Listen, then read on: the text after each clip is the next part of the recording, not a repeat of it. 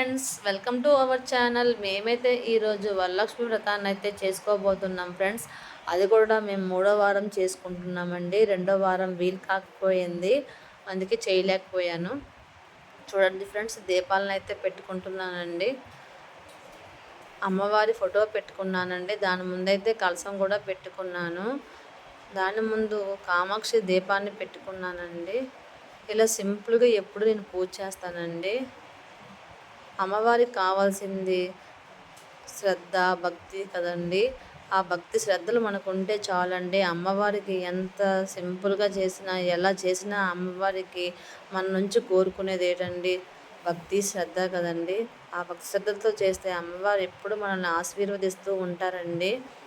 మనం కూడా సంతోషంగా ఉండాలని, సుఖశాంతులతో, అష్టైశ్వర్యాలతో ఉండాలని, ఎల్లప్పుడూ సంతోషంగా ఉండాలని ఆ అమ్మవారిని అయితే మనస్ఫూర్తిగా కోరుకుంటున్నానండి. చూడండి ఫ్రెండ్స్, నేనైతే అమ్మవారికి ఎప్పుడు ఒక 5 రకాల ప్రసాదాలు అయితే పెడతానండి. అది కూడా బూరెలు, గారెలు, పరమాన్నం, పులిహోర, తీపి గారెలండి. చూసారా, ఇలా చేసుకొని పెట్టుకుంటానండి. అమ్మవారి కోసం పూజ చేసిన తర్వాత ముత్తైదుల కోసమని తాంబూలాలు రెడీ చేసుకున్నానండి.